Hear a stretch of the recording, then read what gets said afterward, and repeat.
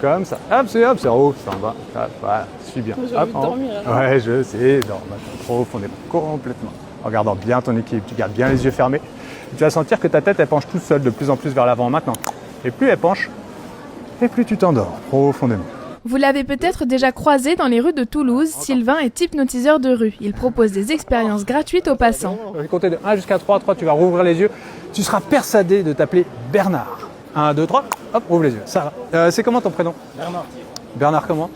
Bernard Jaoui. Bernard Jaoui, ok. T'en es sûr et certain? Ok, super. Tu fais pas semblant? Non, tu t'appelles Bernard. Ton vrai prénom revient maintenant. C'est quoi ton vrai prénom? Ça. Ok, t'en es sûr et certain?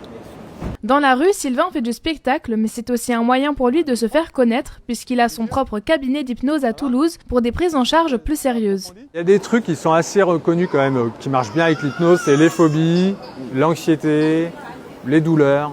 Voilà. Et c'est quoi ça comme bonbon là sur les murs? C'est une tagada. Une tagada. C'est que des tagadas? Ouais. C'est bizarre, hein? Est-ce que n'importe qui peut faire de l'hypnose? Ouais. Enfin, il faut se former en fait. Après, c'est comme tout, tu vois. Je te dirais, il y a des gens qui ont des facilités pour faire du foot, pour faire de la musique, pour faire des maths.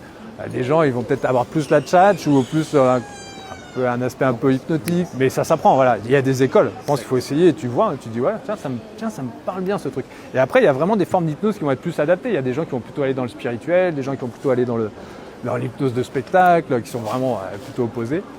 Et puis chacun choisit un peu sa voie, quoi. À 3, tu vas rouvrir les yeux, j'aurai complètement disparu. Ce sera impossible de me voir, impossible.